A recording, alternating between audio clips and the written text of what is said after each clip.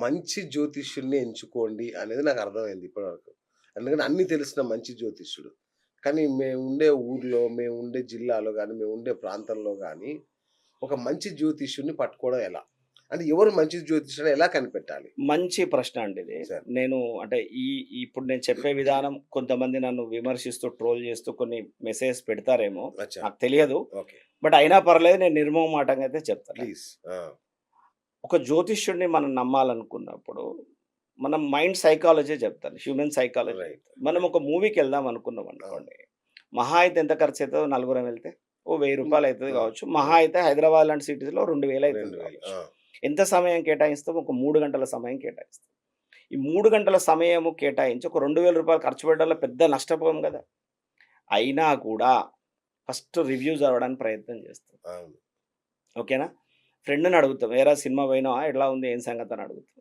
తెలిసిన వాడినో, పరిచయస్తునో, ఇంటి పక్కోడినో అడుగుతాం. ఓకే. ఎవ్వరైనా బాగాలేదనంటే మనం ఏం చేస్తామంటే, "వద్దులే కానీ ఓటీటీలో వస్తాయి కదా! నెట్‌ఫ్లిక్స్‌లో వస్తది. వారం అయితే, నెల ఎగ్జాక్ట్‌లీ. రోజులైతే" అవును. అని ఊరుకునే ప్రయత్నం చేస్తాం. అవును. అలాగే ఒక పెళ్లి విషయంలో గానియండి, డిజైనరీ వేర్ కావాలి వీళ్ళకి. పెళ్లి కార్డ్స్ చాలా యూనిక్‌గా ఉండాలి. చాలా. పెట్టే మెనూ అద్భుతంగా ఉండాలి. ఆ!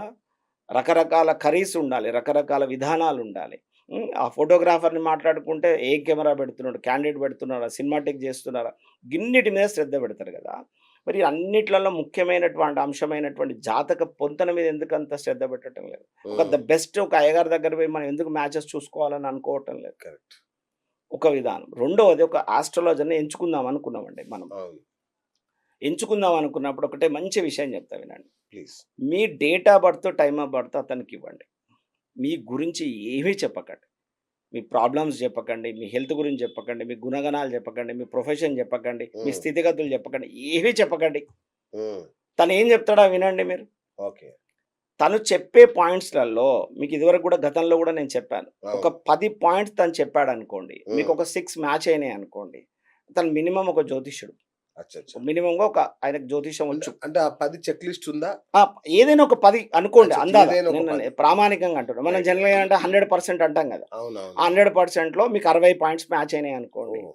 అతను మినిమమ్ జ్యోతిష్యం వచ్చిన వాడిగా అనుకోండి. రైట్. ఓకేనా? రైట్. 7 మ్యాచ్ అయినాయి అనుకోండి. కొంత అనుభవజ్ఞుడు అనుకోండి. ఓకే.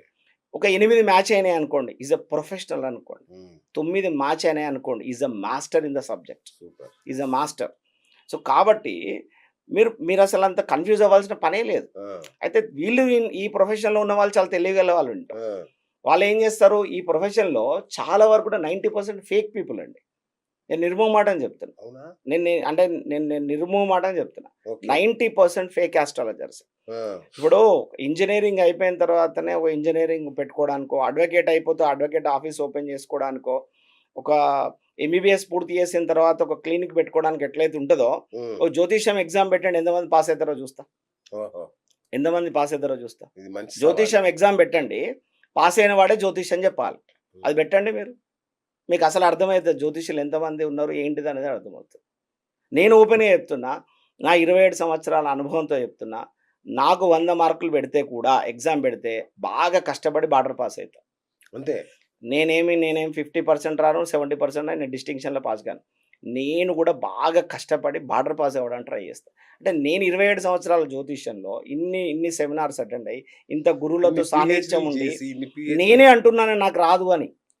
బాబోయ్! ఇదంటే ఇంకా వీళ్ళు అసలింక మిగతా వాళ్ళ పరిస్థితులేంటి? వాళ్ళందరిని అరెస్ట్ చేయాల్సిందే. మిగతా వాళ్ళ పరిస్థితులేంటి? అయితే నేను బాధపడే అంశం ఏంటంటే, మీ యొక్క హాఫ్ నాలెడ్జ్‌లు చేష్టాన ఎదుటి వాళ్ళ జీవితాలు నాశనం అయిపోతాయి. మిమ్మల్ని నమ్ముతారు వాళ్ళు పూర్తిగా. కరెక్ట్. మిమ్మల్ని యెస్. విశ్వసిస్తారు. యెస్. ఒక మ్యాచ్ విషయంలో విశ్వసిస్తారు. ఒక కెరియర్ నిర్ణయం తీసుకోవాలో విశ్వసిస్తారు. అసలు అది చాలా మూర్ఖపు ఆలోచన విధానం. కరెక్ట్. రెండోది టెక్నాలజీ చాలా డెవలప్ అయిందండి. అవును. బ్రహ్మాండంగా డెవలప్ అయింది. ఇప్పుడు అవును. ఒక జ్యోతిష్యుడు నీకు ఈ దోషం, ఆ దోషం ఉందంటే నమ్మకండి. ఓకే. గూగుల్ చేయండి. ఓకే. గూగుల్ చేయండి. మీ హారోస్కోప్ పెట్టుకోండి. ఆ! గూగుల్ చేయండి. ఆ! ఇప్పుడు ఒక డాక్టర్ దగ్గరికెళ్తాం. తను 4 మెడిసిన్స్ రాస్తాడు. అవేందో తెలవకుండా ఏసేసుకుంటామా? తీసుకుంటాం. నాలెడ్జ్ డెవలప్ అయింది గదా! అవును. మనం చూసుకుంటున్నాం గదా! బ్రహ్మాండంగా ఏ చెక్ టాబ్లెట్ చేస్తారు. ఎందుకో అవును. అని మనం చెక్ చేసుకుంటున్నాం గదా! జలుబు చేసిందని డాక్టర్ దగ్గరికెళ్ళాం. మాంటాక్లోకాస్ట్ ఎల్‌సి రాసాడు. అవును. లెమోలేట్ రాసాడు. ఏదో యాంటీబయాటిక్ రాసాడు. మనం రాసి చూసుకుంటున్నాం గదా! ఈ యాంటీబయాటిక్ ఎందుకు? బ్రహ్మాండంగా. అవును. ఏంది? ఏం సంగతి? అవును. అట్లనే ఒక జ్యోతిష్యుడు చెప్పిన దానికి తలెందుకు ఊపుతున్నారు? రెండవది తెలివిగా తను ఏం చేస్తాడంటే, "ఆ! చెప్పండి ఏం కావాలండి?" ఎందుకోసం వచ్చారు మీరు? ఆహా! హ్మ్. ఏం చేస్తారు మీరు? అని మీ దగ్గర ఇన్ఫర్మేషన్ తీసుకుంటాడు తను. ఓకే. అది దానికి సాల్ట్, పెప్పర్ ఏసి వడ్డిచ్చేస్తాడు అంతే. ఓకే. సో, ఏం చెప్పకండి. తనేం చెప్తాడో అవి వినండి. ఆ! తను మీ క్యారెక్టర్ చెప్పాలి. మీ గుణగణాలు చెప్పాలి. మీ ఓకే. ఆలోచన విధానం చెప్పాలి. మీరు మీరు ఫేస్ చేసే హెల్త్ ఇష్యూస్ చెప్పాలి. కష్ట నష్టాల గురించి చెప్పాలి. మీ ఆర్థిక స్థితి చెప్పాలి. దాంపత్యం గురించి చెప్పాలి. కెరియర్ గురించి చెప్పాలి. అన్నదమ్ముల అక్కచెల్లెల రిలేషన్‌షిప్ చెప్పాలి. హ్మ్. ఫారెన్ ట్రిప్స్ గురించి చెప్పాలి. ప్రతి అంశం తను చెప్పగలగాలి. ఓహ్! అలా చెప్పగలిగితేనే ఆ జ్యోతిషి యొక్క సామర్థ్యం బయటపడుతుంది. ఓకే. సో, తనకు కూడా ఛాలెంజింగ్ ఉండాలి గదా! అవును. ఇప్పుడు మా అమ్మాయి పెళ్ళవ్వట్లేదండి. 3 ఏళ్ల నుంచి ఎతుకుతున్నామండి. నువ్వే చెప్పినావు కదా! 3 ఏళ్ల నుంచి పెళ్ళవ్వట్లేదు అవును. ఎతుకుతున్నాను. ఈ దోషం ఉందమ్మా, ఆ దోషం ఉంది. ఈ పూజలు చేయి, ఆ పూజలు చేయి అని చెప్పేస్తారు. అలా ఏమున్నది సరే అందులో? గురూజీ. ఇప్పుడు నేనొక నంబర్ ఫోను చేస్తా. హ్మ్. మీరు చెప్తారా లైవ్‌లో? బ్రహ్మాండంగా చెప్తా. దానికేముంది రైట్. అందులో? నేను చెప్తానయితే హ్మ్. ఇప్పుడు. Any time okay. ఇంకోటండి మన ఆ! ఆఫీస్‌లో, హ్మ్. మన ఆఫీస్‌లో ప్రత్యేకత ఏంటంటే, సరే. మన దగ్గరకొచ్చి కూర్చోగానే హ్మ్. Date of birth, time of birth ఏమని అడుగుతాం. అవును. వాళ్ళు ఏంటి, ఏం సంగతి, ఎందుకొచ్చిర్రు ఏవి మనం అడగమండి. Okay. Date of birth, time of birth ఇవ్వమంటాం. ఓకే. మనం అన్ని విషయాలు చెప్తాం. మ్యాచ్ అయితే నా దగ్గర కూర్చొని జ్యోతిష్యం చెప్పించుకోమంటా. ఆ! లేదంటే నవ్వు నవ్వి వెళ్ళిపోమని చెప్తా. ఓకే. అంతే. ఇంకొక విషయం చెప్తున్నాను. ఒక బ్రహ్మాండమైన విషయం. హ్మ్. ఒక జ్యోతిష్యుడికి పలానా జాతకుడికి ఒక రుణ బంధం ఉంటది. ఒక date of birth, time of birth ఇచ్చామనుకోండి. ఆ! వారు చెప్తూ ఉన్నారనుకోండి ఓ జ్యోతిష్యుడు ఆ! పాయింట్స్ నోట్ డౌన్ చేసుకోండి. ఓకే. మీకు కుజ దోషం ఉంది. ఆ! లేకపోతే మీకు కాలసర్ప దోషం ఉంది. లేదా మీకు కలత్ర దోషం ఉంది. సర్పదోషం ఉంది. ఆ! లేదా ఇంకేదో దోషం ఉంది. పితృదోషం ఉంది. చండాల దోషం ఉంది అవును. అని ఇలా చెప్తూ ఉంటారనుకోండి. అవును. నోట్ డౌన్ చేసుకోండి. ఓకే. మీరు తల ఊపకండి ప్రతిదానికి గూడా. అచ్చా! ఓకేనా? ఆ! మీరు రాసుకోండి. కాల్ రికార్డ్ చేసుకుంటామయితే. ఆ! బ్రహ్మాండ కాల్ రికార్డ్. నా ఆ! ఆఫీస్‌లో అండి. ఆ! నా ఆఫీస్‌లో నాకు చెప్పకుండా జోలో ఫోన్‌లు పెట్టుకొని రికార్డులు చేస్తారు. ఆ! నాకు చెప్పకుండా. అచ్చా! చెప్పి కొంతమంది రికార్డులు చేసుకుంటారు. ఆ! కొంతమంది డైరెక్ట్ వాళ్ళ పిల్లలకి ఏం చేస్తారంటే వీళ్ళిక్కడ ఆన్ చేస్తారు. వీడియో ఆన్ చేస్తారు. ఆ! వీడియో ఆన్ చేసి జోలో పెట్టేస్తారు. నాకు ఓహ్! చెప్పకుండా గూడా. ఆ! నేనన్నా 365 రోజులు సుమన్ శర్మను సబ్జెక్ట్ విషయంలో చెక్ చేసుకోండి. నాకేం ప్రాబ్లమ్ లేదు. ఆ! ఎవ్వరైనా పర్లేదు, ఎప్పుడైనా పర్లేదు. ఇబ్బందేం లేదు. ఓకే. ఆ! నా ఆఫీస్‌కొచ్చినోళ్ళు నన్ను ఎన్ని రకాల టెస్ట్‌లు చేసుకుంటారో టెస్ట్ చేసుకో. నాకేం ఇబ్బందేం లేదు. ఆ! ఎందుకంటే శాస్త్రం అండి ఇది. కరెక్ట్. నేను కొత్తగా తయారు చేయలేదండి. ఆ! మన పూర్వీకులు, పెద్దలు, మహర్షులందరూ దీన్ని శోధించి, పరిశోధన చేసి దాన్ని చాలా ఈజీగా సింప్లిఫైడ్ చేసి మనకు కొన్ని ఇచ్చారు. హ్మ్. అలాగే మా గురువులు నాకు నేర్పారు. ఓకే. నేనైనా అదే చెప్తా. 2+2 4 అనే చెప్పాలి కదా! రైట్. అంతే గదా! నేను కొత్త జ్యోతిషాన్ని కనిపెట్టలే కదండీ! అవును. అవును. So, yes. నేను భయపడడానికో, నేను ఈళ్ళు ఎనకపోవడానికో, అయ్యో! మీరు రికార్డ్ చేసుకుంటున్నారని అలా రికార్డ్ చేయొద్దని నాకు అవసరమే లేదు. కాల సర్పదోషం ఉంది.